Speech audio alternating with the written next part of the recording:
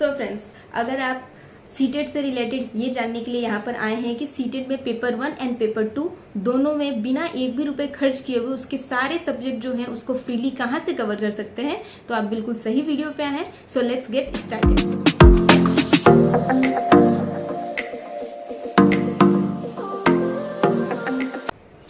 है family, welcome back to your channel Women Diary and this is Seema. तो आज की जो अपनी वीडियो है, जैसे कि आपको पता चल चुका है, सीटेट के रिगार्डिंग है। एक्चुअली सीटेट के रिगार्डिंग मैंने ऑलरेडी बहुत सारी वीडियोस जो है अपने इसी चैनल में जो है वो बना रखा है। आप जाके एक बार उसको भी विजिट कर सकते हैं, उससे भी आपको है जो बहुत सारी हेल्प मिलेगी। पर फिर भी ना बहुत सारे जो बच्चे हैं वो मुझसे पूछ रहे थे कि दी आप प्लीज़ बता दीजिए कि साइंस और मैथ की जो है बिल्कुल सेपरेटली प्रिपरेशन कहाँ से कर सकते हैं, या फिर मतलब एसएसटी की। खैर फ्रेंड्स, एसएसटी जो है वो मेरा सब्जेक्ट नहीं है, बट फिर भी क्योंकि मेरे को इतने सारे क्वेरीज आ रहे थे तो आपके लिए मैंने कुछ जो है चैनल्स को देखा, सर्च किया, एक्चुअली कुछ क्लासेस भी ली ताकि मैं जो है वो आपको क्वालिटेटिव जो है वो कंटेंट जो है प्रोवाइड कर सकूं। तो फ्रेंड्स, सबसे पहले मैं आपको बता दूं कि मैंने जो है अपने फर्स्ट गो में अपना जो सीटेट है 7 जुलाई का रिसेंटली जो अभी सीटेट एग्ज़ाम कंडक्ट करवाया था सीबीएसई ने, उसको अपने फर्स्ट अटैम्प्ट में क्वालिफाई किया है। और आई थिंक इस वजह से शायद मैं आप लोगों को जो है अच्छे से गाइड कर सकती हूँ, आपको ये चीज़ें बता सकती हूँ कि आप क्या क्या करें जिससे कि आपका जो सीटेट है, अगर आपने ऑलरेडी 1-2 बार एग्ज़ाम दे दिया, आपका क्वालिफाई नहीं हुआ है, या फिर ये अगर आपका फर्स्ट अटैम्प्ट भी है, तो आप किस तरीके से इसको जो है इस बार जो अटैम्प्ट है इसको अपना लास्ट अटैम्प्ट बना सकते हैं। और साथ में फ्रेंड्स, मैं सबसे पहले आपसे वो बातें जो है वो शेयर करूंगी कि कौन कौन सी गलतियां जो है हम सीटेट की रिगार्डिंग करते हैं, जिससे कि कहीं ना कहीं हमारा एग्जाम क्या होता है वो क्वालिफाई होने से रुक जाता है। तो सबसे बड़ी गलती जो फ्रेंड्स हम सब करते हैं, मैंने भी एक्चुअली कुछ दिन स्टार्ट किया था, बट फिर क्योंकि मैंने पीवाईक्यू को एनालाइज किया तो मुझे कुछ चीज़ें पता चली, उनको मैं आपके साथ शेयर करती हूँ। तो फ्रेंड्स, सबसे पहली बात ये है कि सीटेट के लिए ग्रामर बिल्कुल भी नहीं पढ़ना है। और सीटेट के लिए बच्चे क्या करते हैं कि ग्रामर के पीछे दौड़ने लग जाते हैं। और ग्रामर, जैसे आपको पता है कि बहुत मतलब कहते हैं ना वो एक समुंदर है ना, ग्रामर एक समुंदर है, उसके अंदर मतलब कहते हैं ना कि वो कभी भी आप समुंदर को कभी क्या कर सकते, कवर नहीं कर सकते ना। ग्रामर एक समुंदर है, आप कभी भी मतलब कि उसको फुल्ली नहीं समझ सकते। और ऑफकोर्स अगर आप सीटेट के साथ साथ किसी और कॉम्पिटिटिव एग्जाम की प्रिपरेशन कर रहे हैं तो आप बिल्कुल उसको करिए, लेकिन अगर आप सीटेट को मेनली फोकस कर रहे हैं, या फिर आपको चाहिए कि सबसे पहले आप जो है ना सीटेट को क्वालिफाई करके रख लीजिए, क्योंकि वो एक क्वालिफाइंग नेचर का एग्जाम है, तो फ्रेंड्स आप ग्रामर मत पढ़िए। क्योंकि ग्रामर जो है ना आपके पूरे एग्जाम में मतलब 4 से 5 नंबर की आती है पूरा, मतलब इसी में आपकी इंग्लिश में भी आते हैं 2 से 3 नंबर के, और हिंदी में भी 2 से 3 नंबर, या फिर संस्कृत जो भी आपकी लैंग्वेज है, बस। तो मतलब प्रॉपर ग्रामर 4 या 5 नंबर के आते हैं, वो कभी कम भी मतलब 4 नंबर के ऐसा हो जाता है। और उसके लिए आप इतना ज़्यादा मतलब वास्ट सिलेबस है उसको कवर करें। और ये भी जो मैं आपको बता दूँ ना फ्रेंड्स, वो भी एक फिक्स पैटर्न है। इंग्लिश में अगर आपका सब्जेक्ट है तो आपको पता होगा कि इंग्लिश में क्या एक एनालॉगी बेस जरूर आता है, एक आपको वो सिनोनियम एंटोनियम करके आता है, हिंदी में भी कुछ इसी तरीके के आते हैं, जिनमें से तो क्या होता है ना कि आपके वो एक आध क्वेश्चंस तो आपको डायरेक्टली आपके पैसेज के थ्रू, या फिर जो उसमें दे रखा होता है ना पद्यांश गद्यांश हिंदी या संस्कृत में, उसके थ्रू वो सॉल्व हो जाता है। तो ये तो पहले आप क्लियर कर लीजिए अपने माइंड में कि आपको जो है वो ग्रामर को अभी छोड़ दो ना, ग्रामर छोड़ दो, आपके पास और भी सब्जेक्ट हैं मेहनत करने के लिए, है ना फ्रेंड्स, ये हो गया। और दूसरी चीज़ ये कि अगर आपने अभी भी दिमाग में बिठा के रखा है ना कि अभी तो 2 महीने बाकी हैं, तो नहीं फ्रेंड्स, ऐसा नहीं है। खैर, जो ये एग्ज़ाम ऑलरेडी 1 से 2 बार दे चुके हैं उनको ये चीज़ अच्छे से पता होगी, लेकिन जो फर्स्ट टाइम दे रहे हैं तो आप ये गलती मत करिएगा। अभी से अपनी प्रिपरेशन जो है, अगर आपने स्टार्ट कर दी हो तो बहुत अच्छी बात है, नहीं स्टार्ट किया तो अभी भी टाइम है, आप स्टार्ट कर दीजिए, है ना। तो चलिए अब मैं आपको बता देती हूँ कि कहाँ कहाँ से पर्टिकुलरली मैंने जो मतलब बिल्कुल बिना मतलब कहते हैं ना, मैंने एक भी रुपये सीटेट के लिए खर्च नहीं किया, कहीं से कोई कोर्स परचेज नहीं किया, कोई भी पेड बैच मैंने नहीं लिया। मैंने कहाँ से क्या किया फ्रेंड्स, चलो मैं आपको बिल्कुल ही मतलब कहते हैं ना कि एकदम प्योरली बता देती हूँ कि, और उसके बाद जो है आप भी चाहें तो उस सोर्स को फॉलो कर सकते हैं। हाँ तो फ्रेंड्स, सीडीपी के लिए और इंग्लिश के लिए मेरे इसी चैनल पे ऑलरेडी मैंने अभी कुछ मतलब लास्ट 1 वीक में ही 2 वीडियोस डाली है, तो आप सबसे पहले जाके उसको ज़रूर देख लीजिए अगर नहीं देखा है तो। वहाँ पे मैंने बताया है कि मैं सीडीपी को किस तरीके से सॉल्व करती थी, और जो अपने इंग्लिश है उसमें पैसेज को आप मतलब मोस्टली जो है ना पैसेज में प्रॉब्लम आती है कि पैसेजेस को आप किस तरीके से सॉल्व कर सकते हैं, ठीक है। और खैर मैं आपको बता दूँ कि जो सीडीपी है उसके लिए मैंने कोई भी बुक वगैरह नहीं पढ़ी थी, बस हाँ एक जो है आपके पास एक होना चाहिए, वो है PYQ की एक बुक होनी चाहिए। मेरे पास वो नहीं है अभी, वरना मैं आपको बता देती हूँ। और कोई ज़रूरी नहीं है, आप किसी भी पब्लिकेशन का ले सकते हैं, ये फिक्स नहीं कि आप इस पब्लिकेशन का ले, बिकॉज सारे पब्लिकेशन मतलब ऑथेंटिकली ही काम करते हैं। तो आप किसी भी पब्लिकेशन की बुक लीजिए सबसे पहले, और जो लेटेस्ट उसका वो होगा ना, लेटेस्ट जैसे अभी की अगर आप बुक लेते हैं तो उसमें जो 7 जुलाई वाला मैंने जो पेपर दिया था वो होगा, और अगर उससे पहले का है तो 21 जनवरी वाला होगा। तो जो भी लेटेस्ट पेपर उसमें अटैच्ड है वहाँ से सॉल्व करिए, इसे बैक टू सॉल्व करने जाइए। मतलब पहले जुलाई का करिए, फिर जनवरी का, फिर उसके बाद वो 23 दिसंबर का, ये सीरीज़ आप फॉलो करिए, है ना।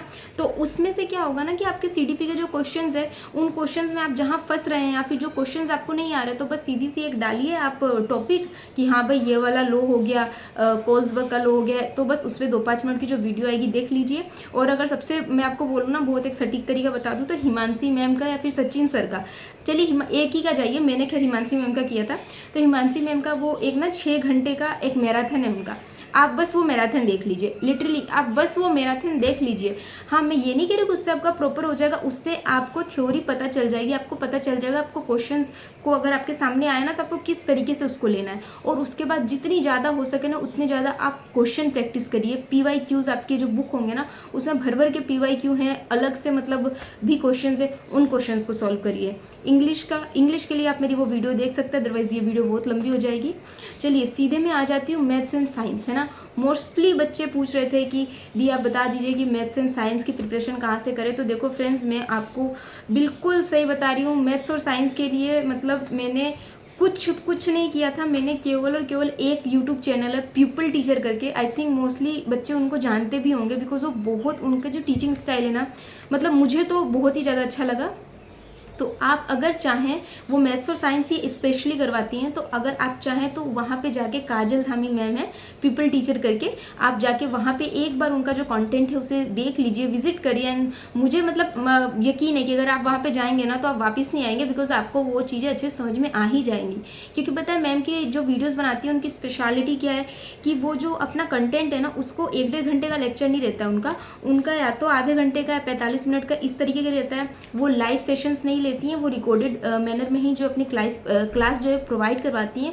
और वो स्टार्टिंग के जो है ना 30 मिनट है ना, मतलब 25-30 मिनट वो आपको एक थ्योरी पढ़ाएंगी, एंड देन उसके बाद 10-15 मिनट उसी थ्योरी पे बेस्ड जो भी PYQs क्वेश्चंस आए रहेंगे ना, वो क्वेश्चंस आपसे सॉल्व करवाती हैं। तो साथ में क्या होता है ना, हम वहीं पे वो पढ़ते हैं और वहीं पे उसकी प्रैक्टिस हो जाती है। तो एक तो क्या होता है ना कि हमारा जो कॉन्फिडेंस लेवल है वो बढ़ जाता है, और हमें चीज़ें मतलब क्वेश्चंस को हमें पता चल जाता है किस तरीके से अटेम्प्ट करना है।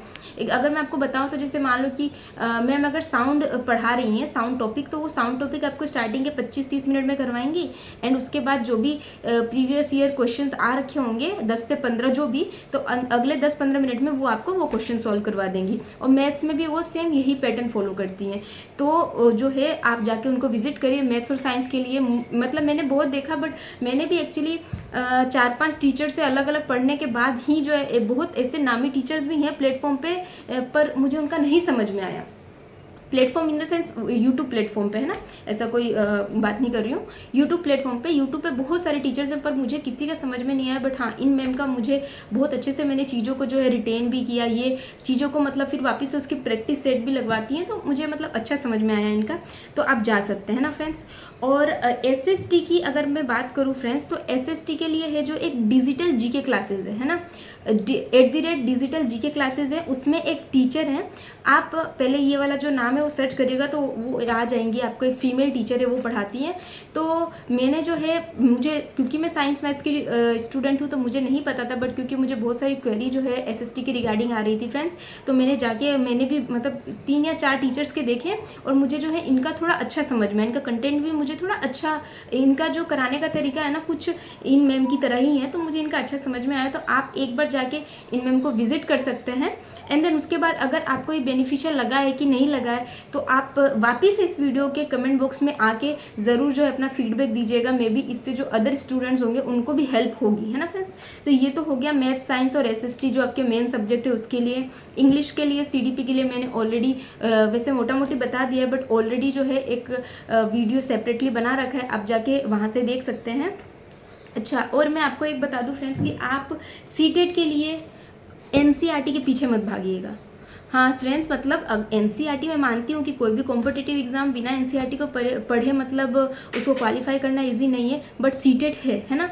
मैं ऐसा आपसे इसलिए बोल रही हूँ क्योंकि जो सीटेट है ना वो देखो क्या है ना कि जो सीटेट है ना उसके थ्रू सीबीएसई या फिर जो सीटेट वाले हैं वो ये पहचानना चाहते हैं, वो ये आपको आपकी वो जांचना नहीं चाहते पूरा कि आप कितना मतलब कर सकते हो, आपको पूरा जो है बुक कवर करके आप क्वेश्चन आंसर कर सकते हो कि नहीं। अगर वो आपकी इतनी एबिलिटी को जांचते हैं ना तो इसके बाद अगर इसमें क्वालिफाई होने के बाद आपको कोई ना कोई गवर्नमेंट जॉब मिल जाती, बट नहीं, ये बस एक क्वालिफाइंग नेचर का है। वो आपको ये देखना चाहते हैं, आप में ये टेस्ट करना चाहते हैं कि अगर आप टीचिंग लाइन में जा रहे हैं तो क्या आप में ये एबिलिटी है कि आप चीज़ों को मतलब कहना ना कि कौन सी इतना मतलब पूरा भरा हुआ है, आपको इसमें से आप किस चीज़ को पिक करना है, किस चीज़ को छोड़ना है, ये चीज़ें आपके अंदर है कि नहीं है। मतलब आपकी अंडरस्टैंडिंग लेवल देखना चाहते हैं कि भाई पेपर्स को हम एनालाइज करके फिर पढ़ पा रहे हैं कि नहीं पढ़ पा रहे, ये सारी चीज़ें। तो होता क्या है ना कि ये जो आपके, मैं साइंस और मैथ्स का अगर बताऊँ आपको, और खैर ये सब सब्जेक्ट में होता है कि सॉरी जो अपनी क्या है सॉरी फ्रेंड्स, एनसीईआरटी है ना। हाँ, जो एनसीईआरटी बुक है तो एनसीईआरटी बुक के कुछ 5 जो है टॉपिक है, जैसे मतलब फिक्स, और वही टॉपिक के क्वेश्चंस आते हैं और वो टॉपिक फिक्स है, बिल्कुल चेंज नहीं है। जैसे आपका साउंड हो गया, सोइल पे हो गया, एसिड बेस हो गया, मतलब इसी तरह के कुछ 5-6 टॉपिक्स है। उसी 5-6 टॉपिक पे वो क्या करते हैं, आपको जो है वो क्वेश्चन देते हैं, और कितनी बार तो जो है ना ये क्वेश्चन जो है रिपीट भी हो जाते हैं। इसीलिए आपको कह रहे हैं कि आप कुछ करिए या फिर मत करिए, बट PYQ को आप बिल्कुल भी जो है वो इग्नोर नहीं कर सकते हैं। क्वेश्चन बिल्कुल रिपीट हो जाते हैं, बस थोड़े बहुत क्या होता है ना उनका मतलब क्वेश्चन का पैटर्न चेंज कर देते हैं, मतलब पैटर्न तो क्या लैंग्वेज चेंज कर देते हैं, बाकी क्वेश्चंस आपके वही रहते हैं। तो ये तो हो गया मेनली सब्जेक्ट के बारे में। तो फ्रेंड्स इतना मैंने आपको बता दिया, आई होप कि आपको बहुत अच्छे समझ में आ गया होगा। और बाकी और इन्फॉर्मेशंस के लिए आप मेरी पहले की जो वीडियोज़ है मेरे चैनल पे जाकर ज़रूर देख सकते हैं, उससे भी आपको हेल्प होगी। और मैंने आपको पहले ही बोला है कि PYQ है ना, आपको लिटरली ये सारे सोर्सेज जो मैंने आपको बताया वो बिल्कुल फ्री है, इसमें आपको कहीं भी 1 रुपये तक देने की ज़रूरत नहीं है ना फ्रेंड्स। और आपको बस क्या करना है, तो PYQ ज़रूर है, एक PYQ बेस कोई से भी जो है नॉर्मली अपने जाके शॉप पे जाके या फिर ऑनलाइन करके एक बुक ले लीजिए, किसी भी मतलब पब्लिकेशन की बुक, और उसको सॉल्व करिए, है ना। आपको जो जो टॉपिक में कन्फ्यूज़न है वो टॉपिक आप ऑनलाइन देख लीजिए, मतलब यूट्यूब पे देखिए, फिर उसके बाद वो क्वेश्चन सॉल्व करिए, क्वेश्चन सॉल्व हो रहे हैं कि नहीं हो रहे हैं। और बुक्स में पता है ये क्या होता है कि क्वेश्चन के साथ साथ वहीं पर आपको साइड में ना एक एक्सप्लेनेशन दे देता है, तो उससे ना एक क्वेश्चन से अगर आप एक क्वेश्चन करते हैं तो उसके रिगार्डिंग आपकी बहुत सारी कन्फ्यूजन क्लियर हो जाते हैं। तो बस फ्रेंड्स, सीटेट के लिए अगर आप ये पैटर्न, बस ये अभी 2 महीने मतलब मोटा मोटी बाकी हैं, अगर आप ये पैटर्न और जो मैंने बताया ये सोर्सेज फॉलो कर लेंगे तो आप यकीन मानिए आपका सीटेट ज़रूर से ज़रूर क्वालिफाई होगा। बट अगेन मैं कहूँगी सीटेट को हल्के में लेना बंद कर दीजिए, आप सीटेट के लिए अब एक सीरियसली पढ़ाई करना शुरू कर दीजिए, है ना फ्रेंड्स। क्योंकि आपने देखा होगा कि सीटेट में ना रेशो कितना ज़्यादा मतलब वो हो रहा है, मतलब क्वालिफाइंग जो इतने बच्चे फॉर्म भर रहे थे उनका क्वालिफाइंग ये जो रेशो है बहुत कम हो रहा है। बस क्या सीटेट एग्ज़ाम टफ नहीं है, बट हमें क्या बस इस एग्ज़ाम के पैटर्न को समझना ज़रूरी है। तो आई होप फ्रेंड्स कि मैंने जो है इस वीडियो में आपसे जो भी चीज़ें शेयर की है वो चीज़ आपको हेल्पफुल होगी, जो कि मुझे मेरे एग्ज़ाम में फर्स्ट टाइम में मैंने क्वालिफाई किया उसके लिए काफ़ी हेल्पफुल रही थी। तो मैंने बस आपके साथ शेयर किया। और वीडियो कैसी लगी आपको, मेरे बताए हुए जो मैंने आपको बताया ये सारे सोर्सेज आप जाके विजिट करिए, फिर उससे आपको कैसा मतलब बेनिफिट हुआ है नहीं हुआ है तो मेरे इस कमेंट बॉक्स में आके ज़रूर कमेंट करिएगा। और अगर अभी तक आपने वीडियो को मेरे चैनल को सब्सक्राइब नहीं किया है तो डू सब्सक्राइब विमेन डायरी।